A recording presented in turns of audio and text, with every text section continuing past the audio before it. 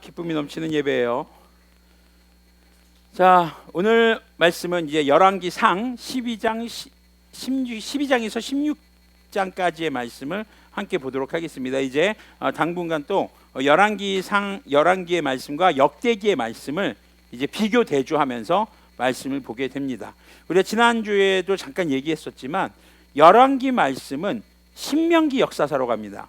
그래서 모세 오경의 율법을 기준으로 왕의 역사를 판단하고 기록한 기록이 열왕기의 기록이라고 보시면 되겠고요. 역대기는 에스라 시대 포로 귀환 시기에 바로 다윗 언약을 중심으로 기록된 언약이라고 여러분들이 보시면 역사의 기록이라고 보시면 되겠습니다. 자, 우리가 지난주까지 이제 솔로몬 40년 통치에 대해서 읽었죠. 그래서 이제 잠언과 전도서, 아가서까지 전부 다 솔로몬이 썼던 그런 문학들의 기록이었죠. 자, 열왕기상 11장 9절을 보면은요, 하나님을 떠난 솔로몬에게 하나님은요 2번이나 나타나셨다라고 기록하고 있습니다. 여러분들이 지금 성경 갖고 계시다면은 그 열왕기상 11장 한번 그 부분을 한번 보시면은 좀 더 참고가 될 겁니다. 자, 하나님을 만났던 거예요. 솔로몬도 범죄 중에 솔로몬이 지은 범죄가 뭐였죠? 첫 번째,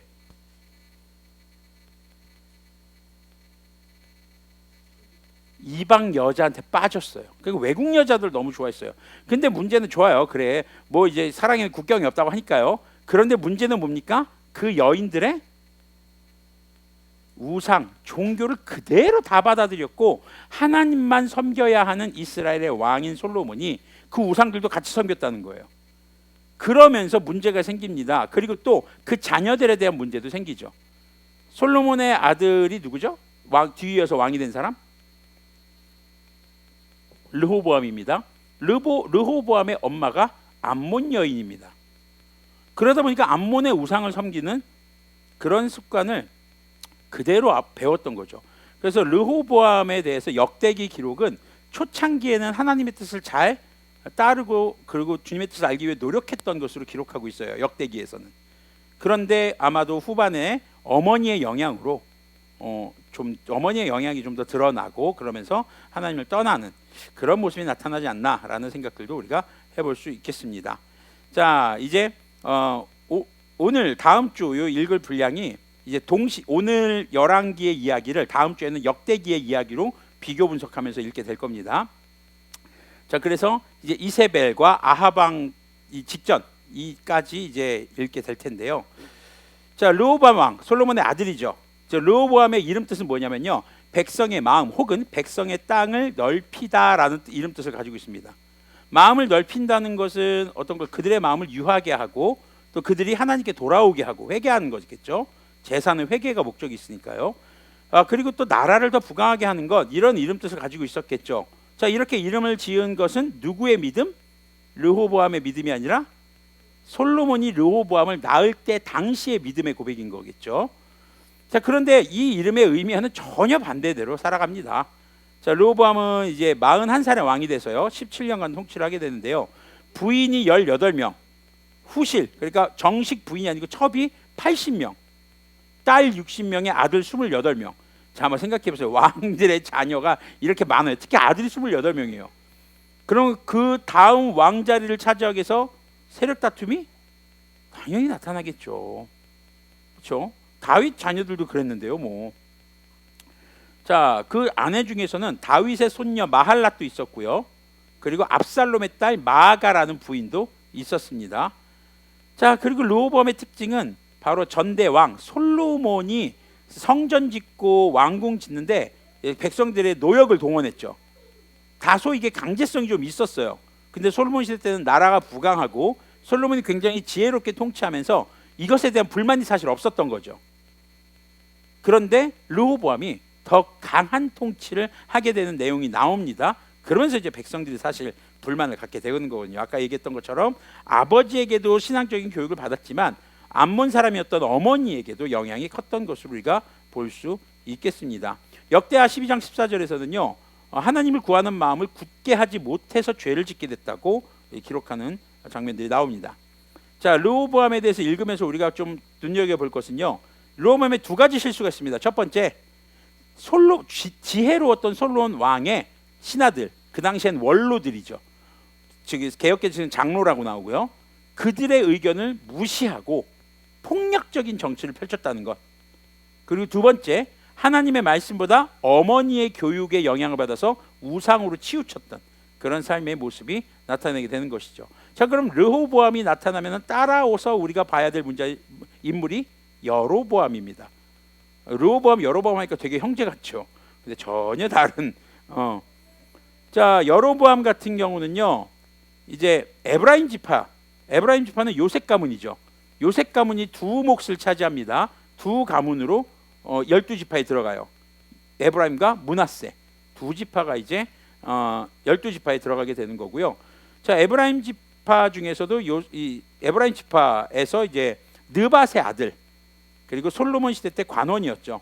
여로보암은 어린 시절에 아버지가 사실 돌아가십니다. 그러면서 과부였던 어머니의 양육으로 자랍니다. 근데 굉장히 잘 자랐어요. 용사였고 또 일을 성실하게 하는 사람이었습니다. 일을 잘해요. 그러니까 솔로몬이 그를 요셉 가문, 두 가문의 감독자로 세운 거예요. 사실 에브라임과 므낫세는 북이스라엘 지파의 대표 지파거든요. 그러니까 한마디로 10개 지파의 대표격인 인물, 그런 지도자로 세워졌던 것이 여로보암으로 우리가 볼 수 있습니다. 자, 그래서 여로보암은 다방면에 굉장히 출중했어요. 주목받았던 인물이죠. 그런데 선지자 아히야 선지자가 10지파의 왕이 될 거라는 예언을 합니다. 그 다윗 언약과 같은 그런 또 언약을 받게 되는 것이죠. 근데 이게 솔로몬 왕 때였어요. 그러니까 솔로몬이 이 소식을 듣고 어땠을까요? 사울과 비슷한 짓을 합니다. 여로보암을 죽이려고 하죠. 그래서 여로보암이 어디를 가느냐? 이집트로 망명을 합니다. 이집트의 시삭 왕 때에 이집트로 갑니다. 근데 이집트에 잠시 망명하면서 뭘 배웠을까요? 여기서 우상이요. 이집트 하면 얼마나 우상이 많은 나라입니까? 1월 성신, 해, 달, 별을 섬기는 것뿐만 아니라 강도 섬기죠. 거기다 사람 몸에다가 각종 동물 대가리만 얹어 놓으면은 다 신이에요. 황금 송아지도 이집트에서 사실 나온 거고요. 그래서 이스라엘 백성들이 출애굽하고 나서 시내산 앞에서 모세가 40일 동안 내려오니까 뭐 만들고 있어요? 네, 그거 어디서 배운 거예요? 430년 동안 이집트에서 배운 거예요. 그러니까 여로보암이 잠시 이집트로 망명해 있는 동안 아마 이집트 종교와 우상들의 영향을 받았던 것으로 보여집니다. 특히 이 종교가 얼마나 정치적으로 중요한가를 깨닫게 됐겠죠. 당시 이집트의 파라오는 신이었으니까요.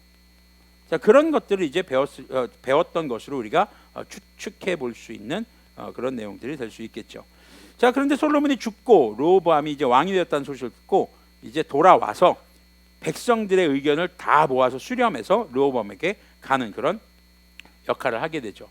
자, 아까 이제 르호보암의 죄도 살펴봤지만 여로보암에 대한 부분을 읽을 때는 여로보암의 죄를 한 번쯤 우리가 다시 한번 짚어보고 보면 좋습니다. 첫 번째는 뭐냐면요, 여로보암이 북쪽에 10개 지파를 다스리잖아요. 근데 한 가지 문제가 있었어요. 성전이 북쪽에는 없었어요. 그러니까 절기만 되면 사람들이 어디로 가요? 예루살렘으로 갈 거란 말이죠. 그래서 우리나라 전쟁 때 38선 그어놓고 초창기 38선은 사람들이 어땠어요? 들락날락했어요. 근데 휴전선이 되고 나서는 지금 마음대로 들어가면 지뢰 밟거나 총 맞아 죽어요. 함부로 못 들어가게 되죠. 그것처럼 남유다와 북이스라엘의 경계선을 그어놓고 못 가게 하는 거예요. 막았어요. 왜요? 그곳에 가서 하나님을 예배하다가 유다 지파에 그냥 속해서 다시 북쪽으로 안 올까 봐, 마음이 남쪽으로 더 멀어질까 봐. 그래서 선을 긋고 베델하고 단에다가 황금 송아지를 만들어서 섬기게 합니다. 이건 뭘까요? 하나님을요 송아지로 만들어 버린 거예요. 저기 모기약 피웠으니까 그냥 두세요. 하나님을 송아지로 만들어 버린 겁니다. 자, 그리고 또 하나는 뭐냐면요, 제사장은 원래 누구만 할 수 있었죠? 제사장은 누구만 할 수 있었죠? 레위 지파 중에서도 아론의 후손만 제사장을 할 수 있었습니다. 그런데 이 여로보암은 자원하는 사람들을 그냥 제사장으로 세웠어요. 그러니까 하나님의 말씀을 알고 있었거든요, 여로보암도.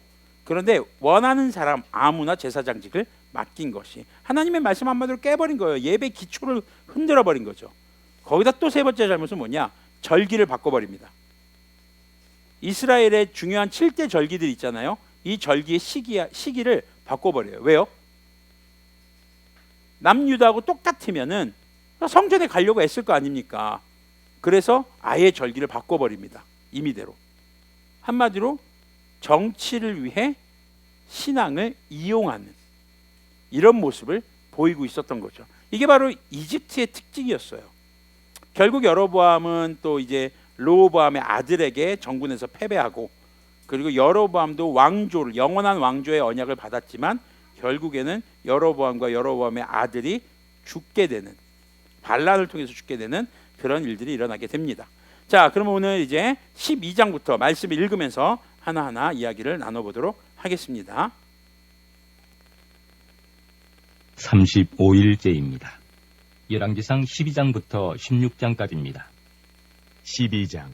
르호보암이 세겜으로 갔으니 이는 온 이스라엘이 그를 왕으로 삼고자 하여 세겜에 이르렀음이더라. 느바세 아들 여로보암이 전에 솔로몬 왕의 얼굴을 피하여 애굽으로 도망하여 있었더니 이제 그 소문을 듣고 여전히 애굽에 있는 중에 무리가 사람을 보내 그를 불렀더라.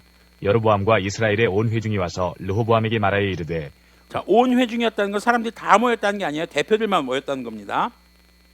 왕의 아버지가 우리의 멍에를 무겁게 하였으나 왕은 이제 왕의 아버지가 우리에게 시킨 고역과 매운 무거운 멍에를 가볍게 하소서. 그리하시면 우리가 왕을 섬기겠나이다. 르호보암이 대답하되 갔다가 3일 후에 다시 내게로 오라 하매 백성이 가니라. 자, 보세요. 이스라엘 백성들이 이제 요구를 하는 겁니다. 여로보암을 대표로 해서 요구를 하는 거죠. 이 요구가 불합리한 겁니까? 왕궁 다 지었죠. 성전 다 지었죠. 그럼 더 이상 이제 국가에서 국책 사업으로 노역을 동원할 일이 있어요, 없어요? 전쟁 말고는 없는 거예요. 그러니까 그동안 백성들도 힘들었다, 안 들었다? 힘들었다는 겁니다. 하나님의 일을 하면서 힘 안 들지 않아요. 성전 세우면서 얼마나 힘들었겠습니까? 노동력인데 그것도. 그래도 열심히 최선을 다 했어요. 이제 그것이 다 끝났단 말이죠. 그럼 끝났으면 좀 쉬게 해줄 만도 한 거죠. 이제 백성들이 사실 어떻게 보면은 르호보암이 그걸 알아서 좀 해줬으면 좋았을 텐데, 백성들이 이렇게 요구할 정도면은 이미 백성들 안에서 뭐가 생겼다? 불만이 생겼다. 성전까지 다 완공됐으면은 솔로몬이 좀 그대로 쉬게 해줬어야 되는데 솔로몬이 그렇게 하지 못했어요. 문제가 뭐였을까요? 아마 우리가 이 내용, 아까 들은 내용들을 통해서 추론해 볼 수 있는 게 있어요. 우리가 추론해 볼 수 있는 게 있어요. 성전까지 다 지었잖아요. 왕궁 다 짓고. 그 다음에 이 노역을 도대체 어디서 썼을까요? 사람 백성들을 동원해서. 솔로몬 정치 후기를 생각해 보세요. 산당이요. 수많은 후궁들과 외국인 여자들 부인들이 있었잖아요. 그 여자들이 자신들의 신들의 산당을 지었을 거란 말이죠. 그래서 예루살렘 뒤쪽에는요 무수히 많은 산당들이 있었어요. 그걸 누가 져요? 백성들이 지었겠죠. 그러니까 백성들이 하나님을 섬기는 성전 짓는 것까진 좋다 이거예요. 그래, 하나님 세우시 왕의 왕궁을 짓는 것까지 좋다. 그런데 그 다음에 뭐가 계속 이거 져야 되는 거야, 말아야 되는 거야. 하나님은 우상을 섬기지 말라고 했는데 아유 왕이 지으라고 하니까 짓는 겨 그냥. 에휴 그냥 짓자고. 아유 근데 이거 말씀에 안 맞는 거 아니요? 이런 술렁거림이 분명히 현장에 있었을 거란 말이죠. 그냥 백성들이 단순히 우리의 노역을 줄여주십시오라는 것으로 끝나는 게 아닌 지금 문제인 거예요. 솔로몬 정권에서 후기에 나타났던 여러 산당에 대한 문제. 그 산당도 대충 지었겠습니까? 성전 지었던 가닥이 있는데 거기다가 돈도 얼마나 많았어요. 그러니까 규모가 크진 않더라도 자기에게 시집 온 그런 여인들의 요구대로 화려하게 지어줬을 거란 말이죠. 자, 그런 거에 대한 불만들이 이제 좀 르호보암 시대 때 터져 나온 것이 아닌가라는 것을 우리가 생각해 볼 수 있는 내용입니다. 자, 6절부터 계속 보면요. 르호보암 왕이 그의 아버지 솔로몬의 생전에 그 앞에 모셨던 노인들과 의논하여 이르되 너희는 어떻게 충고하여 이 백성에게 대답하게 하겠느냐. 대답하여 이르되 왕이 만일 오늘 이 백성을 섬기는 자가 되어 그들을 섬기고 좋은 말로 대답하여 이르시면 그들이 영원히 왕의 종이 되리이다 하나. 자, 보세요. 왕이 백성을 섬기시면입니다. 이게 이스라엘 백성의 왕정 정치의 정체성이었어요. 예수님은 영원한 왕으로 이 땅에 오셨습니다. 예수님이 이 땅에 오셔서 제자들에게 가르치신 게 뭐였습니까? 인자는 섬김을 받으러 온 것이 아니라 섬기러 왔다. 그게 주님 나라의 왕의 정체성인 거예요. 예수님이 몸소 가르쳐 주셨던 것이죠. 사실 이건요, 처음 왕을 세울 때 사무엘을 통해서 사울이 세우실 때도 이런 정체성은 분명히 있었습니다. 하나님을 섬기고 백성을 섬기는 사람이 왕이에요. 그런데 당시 고대 중근동의 왕은 어떤 왕들이었을까요? 백성 위에 군림하는 왕, 정복하는 왕, 소유하는 왕, 섬김 받는 왕의 정체성이 있었던 거죠. 그러니까 르호보암은요, 지금 이스라엘의 왕의 정체성과 어머니 암몬 족속의 왕의 정체성, 이 두 가지 사이에서 어떻게 보면 갈등하고 있는 상태인 겁니다. 자, 그 다음에 이제 원로들, 솔로몬을 섬기던 원로들의 말을 듣고 8절 보면서 8절 한번 볼게요. 왕이 노인들이 자문하는 것을 버리고 자기 앞에 모셔있는 자기와 함께 자라난 어린 사람들과 의논하여 이르되 너희는 어떻게 자문하여 이 백성에게 대답하게 하겠느냐. 백성이 내게 말하기를 왕의 아버지가 우리에게 메운 멍에를 가볍게 하라 하였느니라.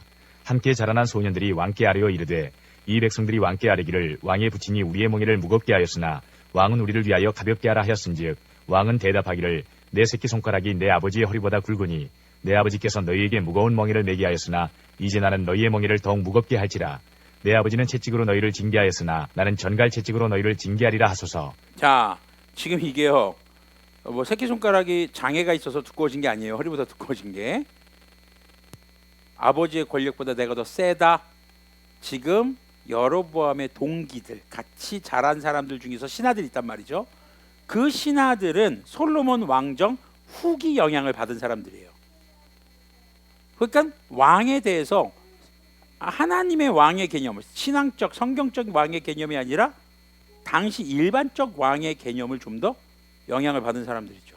왕은 어떤 사람이다? 권력을 잡고 있는 사람이고 백성들 위해 군림하는 사람이고 섬김을 받는 사람이에요. 전하, 그냥 여기서 조용히 부르는 존재가 아닙니다. 백성들에게 단호하게 말씀하십시오. 내 새끼 손가락이 우리 아버지 허리보다 두꺼워 이 자식들아. 자기의 권력이 더 강하다. 내가 더 센 왕이야. 굉장히 센 척하는 왕인 거죠 지금. 이렇게 조언을 해주는 겁니다.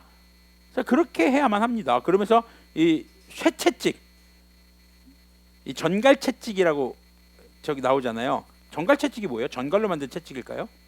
전갈의 이 뒤에 보면 꼬리 있잖아요. 그런 것처럼 갈고리 채찍이에요. 가죽끈 끝에다가 쇠로 갈고리 모양을 만들어 묶어서 달아요. 이걸 하면 어떻게 될까요? 채찍이 쫙 하고 끝나요. 이 쇠채찍은요, 쫙 하면 쇠가 살에 팍 박혀요. 떼면 한두 개가 아니에요. 여러 개가 박혔죠. 피부 가죽이 벗겨져요. 굉장히 아파요. 이 채찍 누가 맞았어요? 예수님이 로마 병사들에게 맞았던 채찍이 바로 이 전갈채찍 혹은 쇠채찍, 세번역은 쇠채찍이라고 합니다. 이거예요. 굉장히 잔인한 거죠. 다른 사람을 나에게 굴복시키기 위한 고문의 도구였습니다. 그 권력 중심의 신하들이, 젊은 신하들, 그리고 성경적 그래도 신앙관을 가지고 있는, 통치 개념을 갖고 있는 원로들은 섬기는 왕이 되셔야 합니다. 솔로몬도 그 사실 후기엔 실패했단 말이죠. 그래서 솔로몬의 전도서 우리가 묵상하면서 뭐예요? 다 헛되더라. 솔로몬 늙음막하게 깨달은 거예요. 근데 젊었을 시절에 솔로몬은 전도서를 보면은 굉장히 많은 실험들을 해본 거예요. 만족을 얻기 위해서, 지혜를 얻기 위해서. 근데 다 헛되구나. 근데 그 과정 가운데 있었던 주변의 백성들은 너무 힘들었던 거죠. 자, 계속 이제 8절부터 보겠습니다. 3일 만에 여로보암과 모든 백성이 르호보암에게 나와왔으니 이는 왕이 명령하여 이르기를 3일 만에 내게로 다시 오라 하였습니다. 12절입니다. 왕이 포악한 말로 백성에게 대답할세 노인의 자문을 버리고 어린 사람들의 자문을 따라 그들에게 말하여 이르되 내 아버지는 너희의 멍에를 무겁게 하였으나 나는 너희의 멍에를 더욱 무겁게 할지라. 내 아버지는 채찍으로 너희를 징계하였으나 나는 전갈 채찍으로 너희를 징치하리라 하니라. 왕이 이같이 백성의 말을 듣지 아니하였으니 이 일은 여호와께로 말미암아 난 것이라. 자, 주님께로 말미암아 된 것이다. 주님께서 이를 그렇게 뒤틀리게 하셨기 때문이다. 주님께서 그러면 나라를 분열시키신 걸까요? 맞아요. 왜 분열시키신 걸까요? 솔로몬의 죄, 르호보암의 죄. 죄가 있으면 잘라내야죠. 그렇죠? 여러분들 이게요, 관용을 베풀 만한 문제가 아닌 거예요. 우리의 삶의 죄에 대해서 우리는 철저히 어떻게 돼요? 잘라내야 되는 거예요. 주님께서 뭐라고 하셨어요? 눈으로 죄 짓고 지옥 가는 것보다 죄진 눈을 뽑아버리고 주님 나라 가는 게 낫다. 그 얘기는 뭐예요? 진짜 눈 이렇게 뽑아버리라는 얘기입니까? 죄를 잘라내야 한다. 죄가 없어야 한다. 지금 하나님은요, 이 여로보암을 이미 열지팔 맡기겠다고 말씀하셨잖아요.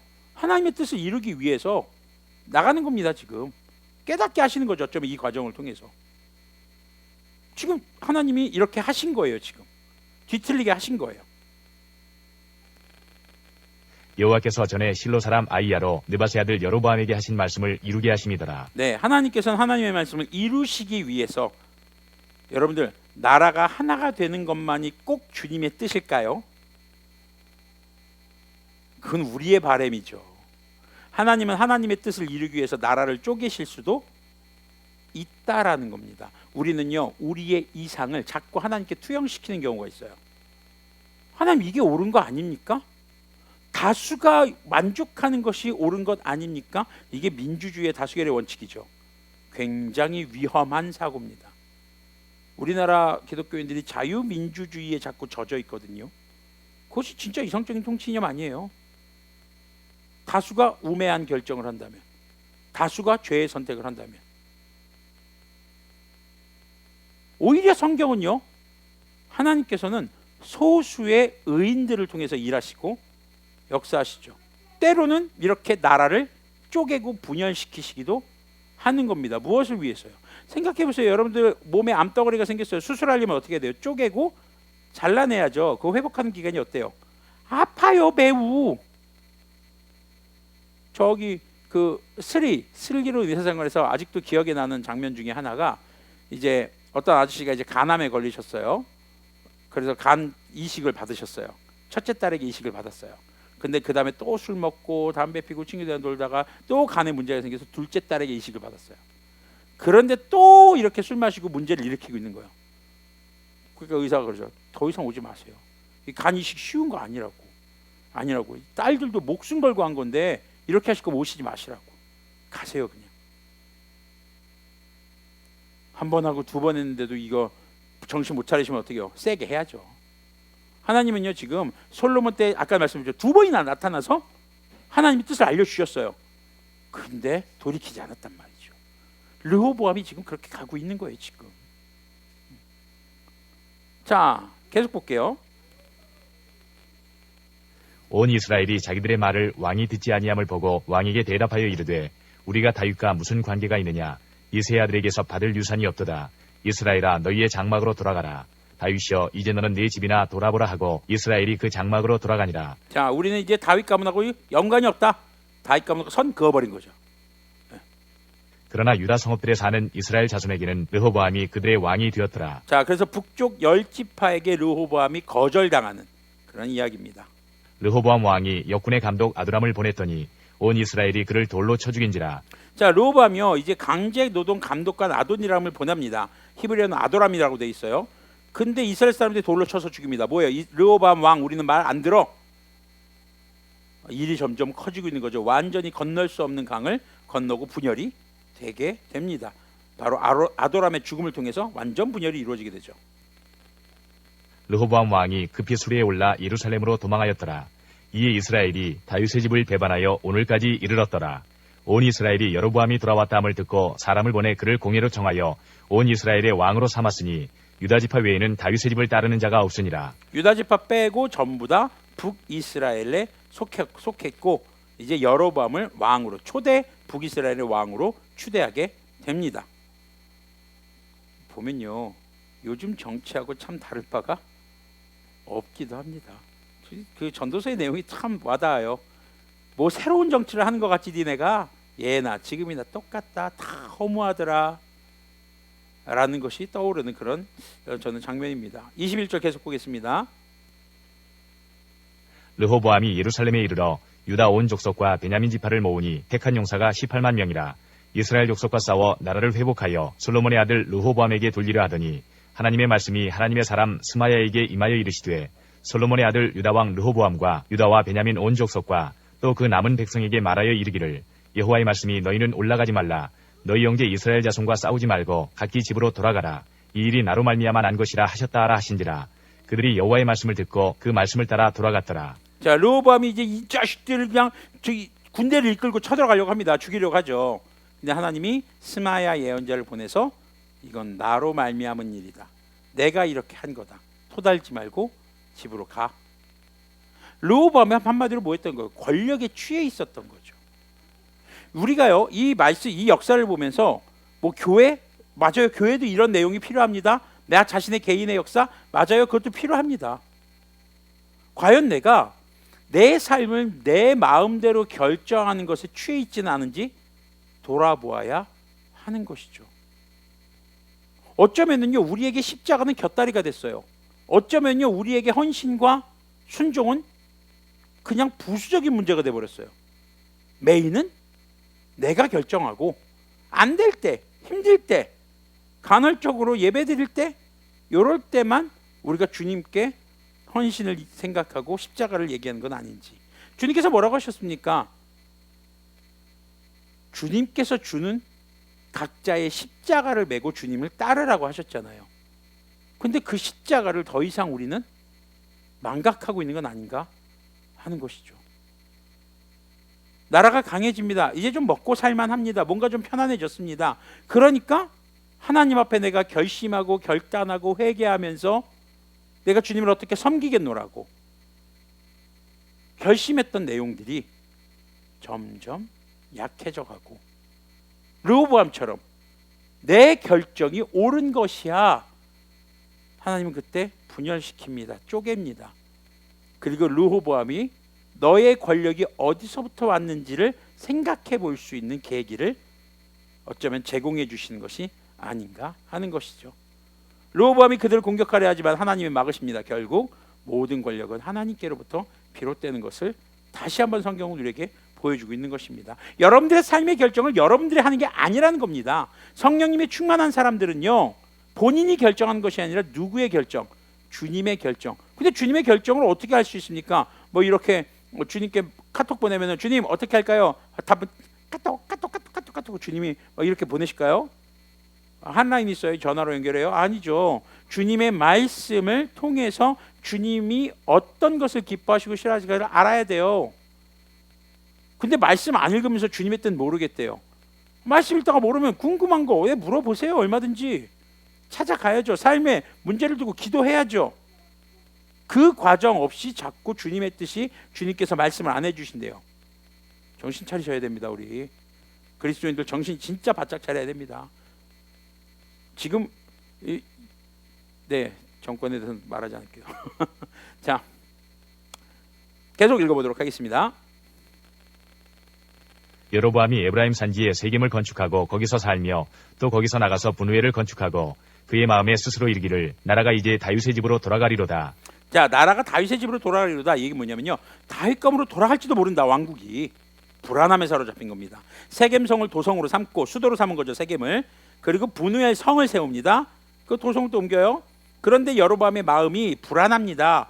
이 백성들이 다시 다윗감은 유다에게로 돌아가면 어떡하지?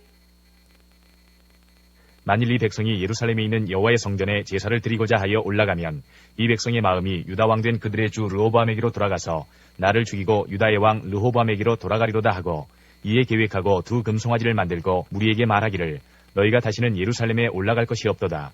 이스라엘아, 이는 너희를 애굽 땅에서 인도하여 올린 너희의 신들이라 하고. 자, 보세요. 너희의 신들이다. 복수를 썼죠. 그렇죠? 하나님이다라는 게 아니고 이 두 금송아지가 바로 하나님이다. 완전히 지금 이집트의 신앙 모습 그대로를 답습하고 있고, 자신의 불안한 마음, 정치적으로 불안한 것을 그들을 종교로 통합시켜서 그들을 묶어두려는 그런 속셈이 드러나는 거예요. 역시 여로보암이 지금 뭘 잘못하고 있습니까? 권력에 사로잡힙니다. 하나님의 말씀을 의지하지 못하는 거예요. 하나님이 말씀하신 것은 반드시 이루어지는데 그 말씀 자체를 의지하지 못하고 지금 자신의 불안함에 사로잡혀서 하나님을 송아지로 만들어버리는 그런 잘못을 범하고 있는 것이죠. 하나는 베델에 두고 하나는 단에 둔지라. 이 일이 죄가 되었으니 이는 백성들이 단까지 가서 그 하나에게 경배함이더라. 자, 단까지 가서 그 송아지를 섬겼다, 제사했다, 예배했다 이거죠 지금. 그가 또 산당들을 짓고 레위 자손 아닌 보통 백성으로 제사장을 삼고 8째 달 곧 그달 15째 날로 절기를 정하여 유다의 절기와 비슷하게 하고 제단. 자, 8째 달. 원래는 7째 달이거든요, 유다는. 근데 아주 비슷한 시기로 하는데 날짜를 바꿔버리는 거예요, 지금. 겹치지 않게. 올라가되 베델에서 그와 같이 행하여 그가 만든 송아지에게 제사를 드렸으며 그가 지은 산당의 제사장을 베델에서 세웠더라. 그가 자기 마음대로 정한 달 곧 8째 달 15째 날로 이스라엘 자손을 위하여 절기로 정하고 베델에 쌓은 제단에 올라가서 분향하였더라. 여기서 핵심어는요, 33절에서 자기 마음대로 정한입니다. 우리가 예배를 내 마음대로 정하지 말아야 합니다. 사실 이게요, 코로나19 시국에 영상 예배가 이제 자리를 잡기 시작하면서 무슨 문제가 생겼냐, 정해진 시간에 예배를 드리는 것에 대한 헌신된 자세가 사라져가고 있어요. 내가 시간 될 때 영상을 다시 보면 되지 뭐. 피치 못할 사정과 어쩔 수 없는 사정일 경우를 대비한 것이지 아무 때나 예배를 드릴 수 있는 선택권을 주는 것이 영상 예배는 아니라는 겁니다. 아무리 정해진 시간, 그 시간에 참여할 수 있었으면 참여하라고 해도 늦잠 자고 딴 일 하고 뭐 볼일 보고 시간 날 때 하고. 현대사회 특성상 주일날 근무해야 되는 사람들도 있을 수 있습니다. 몸이 아프고 특히 전염병 코로나에 걸려서 여러 가지 힘든 상황이 있을 수 있습니다. 그럴 경우에 어쩔 수 없는 불가피한 상황에서 우리는 그런 거 어떤 자세로 예배를 드려야 할까요? 주님, 제가 주님 앞에 약속된, 주님과 약속한 그 시간을 지키지 못했습니다. 용서해 주십시오. 지금이라도 이렇게 영상으로 예배를 드립니다. 저를 긍휼히 여겨 주셔서 동일한 은혜를 저에게 주시기를 소망합니다. 최소한 이런 겸손의 태도로 기도해야 되는데 한편으로 그런 거죠. 내가 이 바쁜 와중에도 영상으로 예배하고 있다. 기특하네.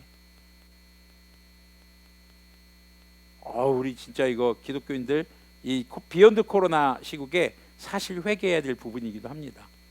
모두가 그런 건 아니었겠죠. 하지만 이 영상 예배를 보시는 분들 혹은 현장에 계시면서도 영상 예배를 과거 하셨던 분들, 그런 시간들에 대해서 우리가 회개하지 않고 넘어간다면 결코 안 될 문제일 것입니다. 다시 한번 돌아봐야겠죠. 예배는 내 마음대로 하는 것이 아니라 성령님의 인도하심과 주님의 뜻을 따라 하는 것입니다. 그걸 잃어버리면 기독교인이 아닌 거예요. 더 이상 교회가 아닌 거죠. 자, 이제 13장으로 넘어가서 계속 보도록 하겠습니다. 13장. 보라, 그때에 하나님의 사람이 여호와의 말씀으로 말미암아 유다에서부터 베델에 이르니 마침 여로보암이 제단 곁에 서서 분향하는지라. 자, 하나님의 사람이 이제 유다에서부터 왔어요. 하나님의 사람이 제단을 향하여 여호와의 말씀으로 외쳐 이르되, 제단아 제단아, 여호와께서 이와 같이 말씀하시기를 다윗의 집에 요시아라 이름하는 아들을 낳으리니 그가 내 위에 분향하는 산당 제사장을 내 위에서 제물로 바칠 것이요 또 사람의 뼈를 내 위에서 사르리라 하셨느니라 하고, 그날에 그가 징조를 들어 이르되, 이는 여호와께서 말씀하신 징조라. 제단이 갈라지며 그 위에 있는 재가 쏟아지리라 하매, 여로보암 왕이 하나님의 사람이 베델에 있는 제단을 향하여 외쳐 말함을 들을 때에 제단에서 손을 펴며 그를 잡으라 하더라. 그를 향하여 편 손이 말라 다시 거두지 못하며 하나님의 사람이 여호와의 말씀으로 보인 징조대로 제단이 갈라지며 재가 제단에서 쏟아진지라. 자, 말라라고 되어 있는데 세 번째는 마비되어라고 되어 있어요. 그러니까 지금 야, 저놈 잡아! 근데 손이 딱 마비된 거예요. 굳어버린 거죠. 왕이 하나님의 사람에게 말하여 이르되, 청하건대 너는 나를 위하여 내 하나님 여호와께 은혜를 구하여 내 손이 다시 성하게 기도하라. 하나님의 사람이 여호와께 은혜를 구하니 왕의 손이 다시 성하도록 전과 같이 되니라. 왕이 하나님의 사람에게 이르되, 나와 함께 집에 가서 쉬라. 내가 네게 예물을 주리라. 하나님의 사람이 왕께 대답하되, 왕께서 왕의 집 절반을 내게 준다 할지라도 나는 왕과 함께 들어가지도 아니하고 이곳에서는 떡도 먹지 아니하고 물도 마시지 아니하리니 이는 곧 여호와의 말씀이 내게 명령하여 이르시기를 떡도 먹지 말며 물도 마시지 말고 왔던 길로 되돌아가지 말라 하셨음이니이다 하고 이에 다른 길로 가고 자기가 베델에 오던 길로 되돌아가지도 아니하니라. 자, 이 유다에서 온 이름 모를 한 예언자 한 사람은 이 말을 하러 지금 온 거예요. 경고의 메시지, 하나님의 이 심판의 메시지를 전합니다. 근데 주님의 메시지가 뭐였어요? 여기선 절대 무엇도 먹지 말고 돌아오는 길로 중복돼서 돌아가서도 안 된다라는 게 주님의 말씀이었다고 밝히고 있어요. 자, 그 다음에 이제 이 관련해서 문제가 생깁니다. 베델에 한 늙은 선지자가 살더니 그의 아들들이 와서 이날에 하나님의 사람이 베델에서 행한 모든 일을 그에게 말하고 또 그가 왕에게 드린 말씀도 그들이 그들의 아버지에게 말한지라. 그들의 아버지가 그들에게 이르되 그가 어느 길로 가더냐 하니 그의 아들들이 유다에서부터 온 하나님의 사람의 간 길을 보았음이라. 그가 그의 아들들에게 이르되 나를 위하여 나귀의 안장을 지우라. 그들이 나귀의 안장을 지우니 그가 타고 하나님의 사람을 뒤따라가서 상수리 나무 아래에 앉은 것을 보고 이르되 그대가 유다에서 온 하나님의 사람이냐? 대답하되 그러하다. 그가 그 사람에게 이르되 나와 함께 집으로 가서 떡을 먹으라. 자, 이게 야 떡을 먹어 하는 게 아니라 우리 집에 가서 좀 쉬면서 뭐 좀 드시고 가시지요라고 정중하게 말하는 거예요. 네, 나는 그대와 함께 돌아가지도 못하겠고 그대와 함께 들어가지도 못하겠으며 내가 이곳에서 그대와 함께 떡도 먹지 아니하고 물도 마시지 아니하리니 이는 여호와의 말씀이 내게 이르시기를 내가 거기서 떡도 먹지 말고 물도 마시지 말며 또 내가 오던 길로 되돌아가지도 말라 하셨음이로다. 그가 그 사람에게 이르되 나도 그대와 같은 선지자라. 천사가 여호와의 말씀으로 내게 이르기를 그를 내 집으로 데리고 돌아가서 그에게 떡을 먹이고 물을 마시게 하라 하였느니라 하니 이는 그 사람을 속임이라. 자, 그 사람을 속임이라. 이 사람은 직업이 뭐였어요? 선지자, 예언자, 하나님의 말씀을 전해야 할 사람, 대언해야 할 사람. 그런데 하나님의 이름을 이용해서 뭐 한 거예요? 자기가 궁금한 거예요. 지금 이 사람이 어떤 사람인지. 어쩌면 그런 생각도 해봅니다. 이 늙은 예언자에게 더 이상 하나님의 말씀이 임하지 않았기 때문에 답답하기도 했지 않았을까. 그래서 하나님의 말씀을 전하는 하나님의 사람이라고 했을 때 궁금하기도 했겠다라는 생각이 들기도 합니다. 그러니까 하나님의 말씀을 이라고 뻥을 쳐서 거짓말을 해서 지금 이 유다에서 온 예언자를 데려가는 거죠. 이에 그 사람이 그와 함께 돌아가서 그의 집에서 떡을 먹으며 물을 마시니라. 그들이 상 앞에 앉아 있을 때에 자, 여기서 지금 이 유다에서 온 예언자의 문제가 있습니다. 뭘까요? 하나님의 말씀을 듣고 왔죠. 근데 그 다음에 하나님의 말씀에서 바뀌는 상황이란 말이에요. 지금 이럴 경우에 그럼 다시 어떻게 해야 돼요? 하나님의 음성 들어야죠. 여러분들, 주님의 응답은 누가 들어줄까요? 누가 대신 들어주지 않습니다. 내가 응답받는 거예요.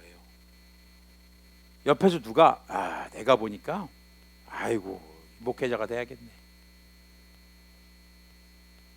그 말만 철떡같이 묻고 목회자 됐다가 개똥같이 목회하는 사람들 얼마나 많습니까? 특히 하나님의 사람들은 하나님의 이름을 이용해서 내 명예, 내 권력, 내 물질, 내 삶의 윤택함 이걸 채우려고 해서는 안 됩니다. 주님의 말씀, 주님의 이름을 이용해서 하는 거짓말은 너무 심각한 범죄가 됩니다. 또 누군가가 나에게 하나님의 뜻이 당신을 향해서 이렇답니다 라고 했을 때 정말요?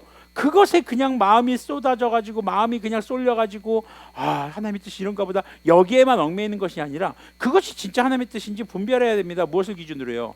말씀을 기준으로. 여러분들이 신앙생활하는 교회에서 함께 신앙생활하는 목회자와 성도들과 함께 기도함으로 분별할 수 있어야 되겠죠. 그냥 무턱대고 덮어놓고 기도한 게 아니라 말씀을 펼쳐놓고 기도하고 삶을 돌아보며 기도하고. 근데 그런 과정이 없이 그냥 어떤 거예요? 간 거죠. 사실 좀 배고프기도 했겠죠. 유다에서 저 북이스라엘까지 가가지고 우리가 밥을 하나도 안 먹은 거예요. 지금 이스라엘에 들어와서는. 배가 고프기도 한 거죠. 그러니까 속으로 어떤 생각이 들었을까요? 사실 저도 사역하다 보면요 그런 생각이 듭니다. 주님, 우리 교회도 그냥 어디 좀 이렇게 돈 많은 사업가 하나 보내셔갖고 그냥 한 방에 그냥 교회도 좀 지어주시고 좀 이렇게 좀 해결해 주시면 안 돼요? 이런 생각이 저도 솔직히 힘들 때 어려울 때 들기도 합니다. 이렇게 막 지하에서 이런 거 보면서 아유, 근데요 갑자기 누군가 나타나서 그렇게 했다고 옳다고 내게 하나님의 뜻이구나 잘 분별해야 되겠죠. 우리 주변에 그렇게 말하는 것 사람들, 또 우리가 어느 집회 가서 무슨 또 뭐 성령 집회다 뭐 이렇게 막 은사 집회다 이런 데 가가지고 그런 말들 잘 분별해야 합니다.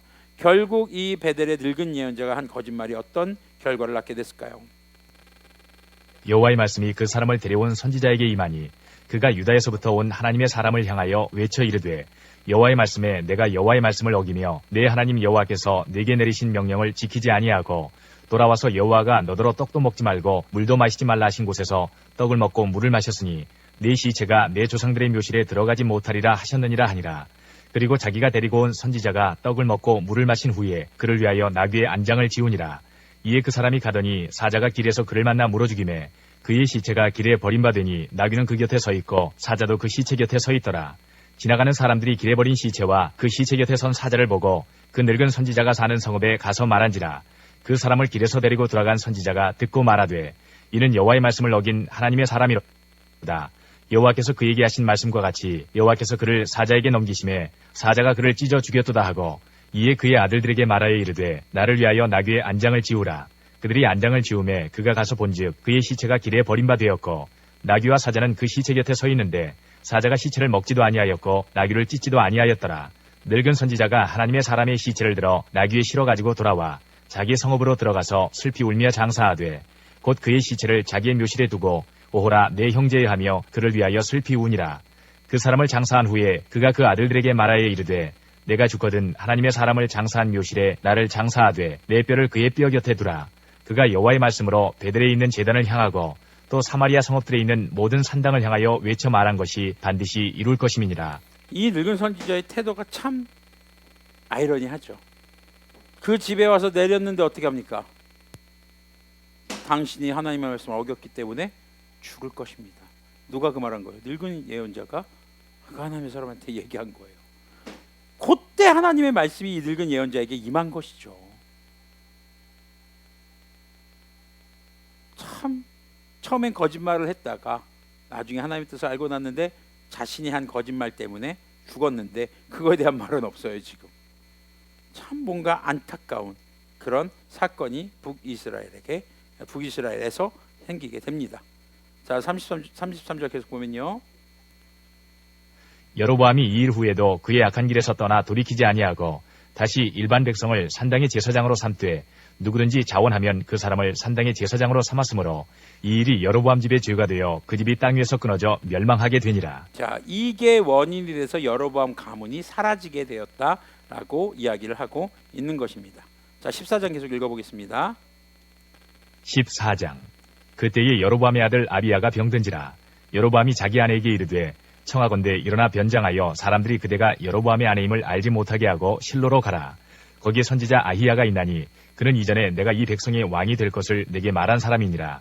그대의 손에 떡 10개와 과자와 꿀 한 병을 가지고 그에게로 가라.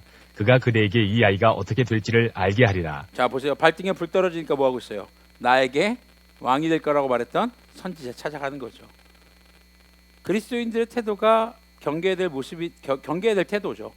발등에 불 떨어졌을 때 온갖 죄 짓고 있다가 회개는 안 하고 우리가 발등에 불 떨어졌을 때 내 삶부터 돌아봐야 합니다. 여로보암의 아내가 그대로 하여 일어나 실로로 가서 아히야의 집에 이르니 아히야는 나이가 많아 눈이 어두워 보지 못하더라. 자, 보지 못하더라는 건 사람을 잘 알아보지 못하였다. 시력이 약해졌다는 거죠. 여호와께서 아히야에게 이르시되 여로보암의 아내가 자기 아들이 병들었으므로 네게 물으러 오나니 너는 이러이러하게 대답하라. 그가 들어올 때에 다른 사람인지 함이니라.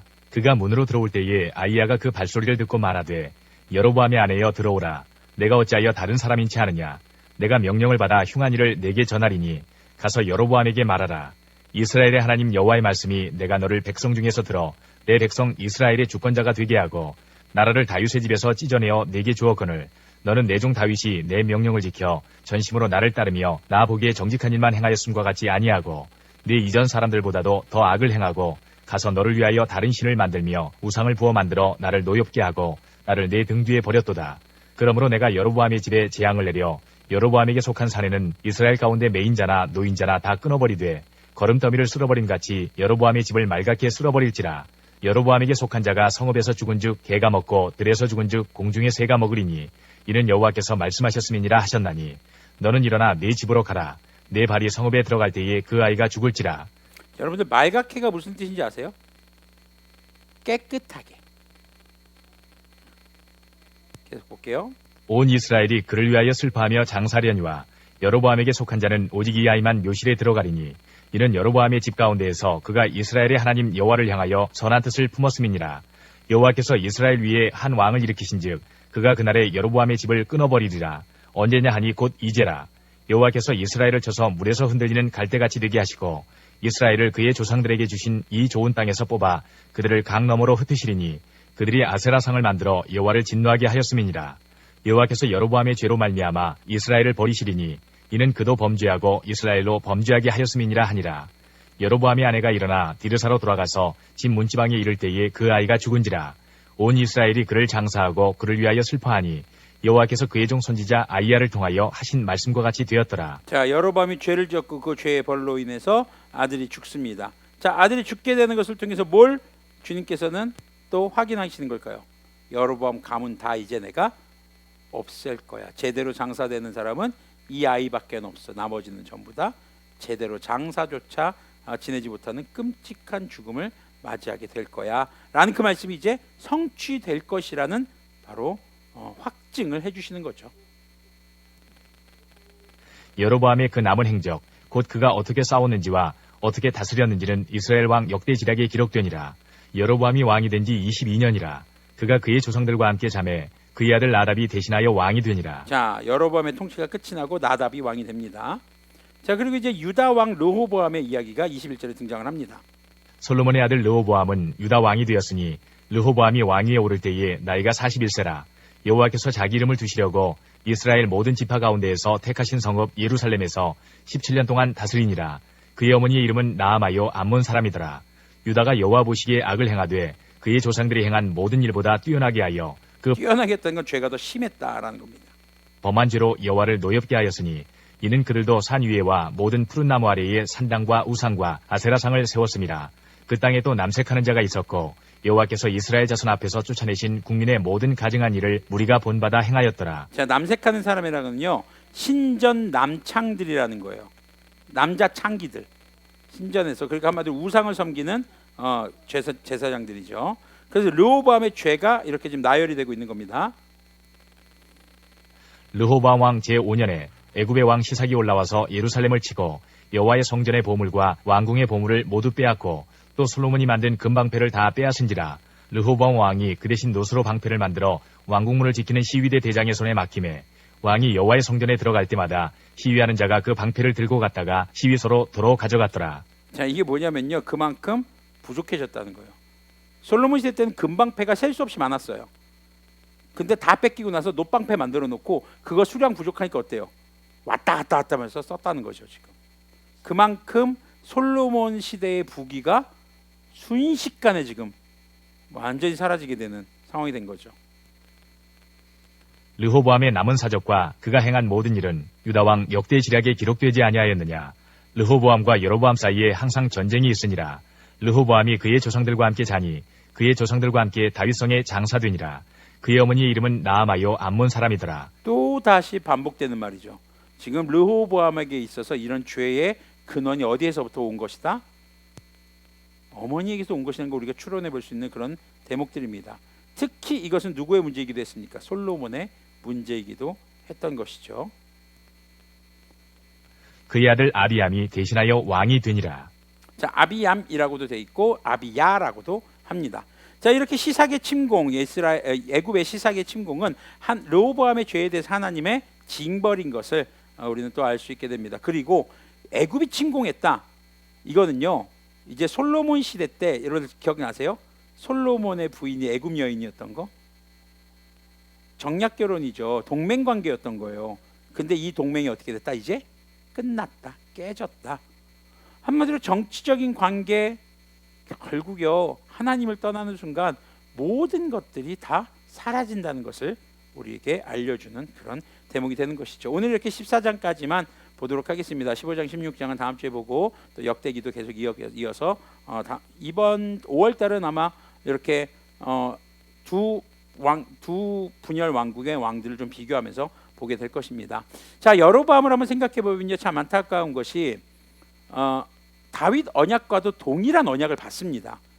그런데 여로보암이 죄를 지어서 왕조가 되지 못하죠. 하지만 르호보암 시대 유다의 왕들은 지속이 됩니다. 이 근본 이유는 뭘까요? 다윗 언약입니다. 하나님께서 다윗에게 약속해 준 게 있어요. 너의 왕조는 영원할 것이다.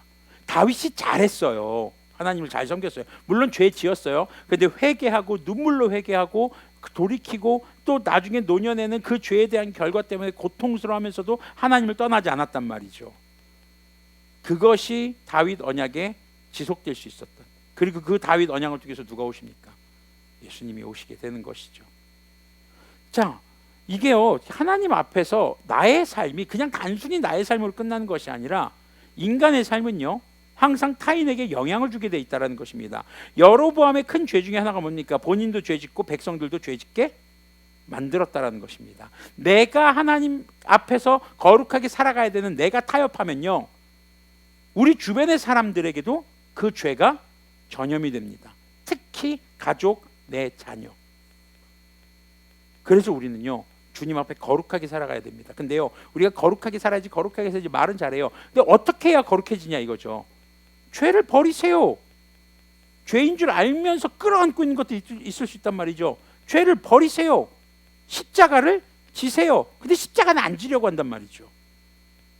이것도 힘들고 저것도 힘들고, 아이고. 그러면서 하나님이 나 좀 도와주셨으면 좋겠고. 이거 너무하잖아요, 이건. 그리스도인들은 자기의 십자가를 지고 살아가는 사람들입니다. 이 땅에서 편하게 살아가는 사람들이 이 그리스도인이 아니라는 겁니다. 여러분, 오늘날이요, 데이트 폭력이라는 게 이런 것도 많이 나타나죠. 사랑이라는 것은요, 내가 편하자고 하는 게 아니에요. 사랑에 헌신이 없으면 불가능합니다. 예의도 발라야 되고, 애티튜드, 아주 중요한 태도죠. 상대방을 배려하는 마음, 상대방에 대해서 알아야 하고, 함부로 대하지 말아야 하고. 고린도서 보면 나오잖아요. 결국 내 마음대로 하는 게 아니라 다소 불편함, 때로는 고난도 감수하는, 그것이 사랑인데, 그 고난은 지기 싫고 내 감정적 충족만 얻고 싶어 하니까 사랑이 폭력이 돼서 나타나는 거죠. 우리의 믿음도 역시 마찬가지입니다.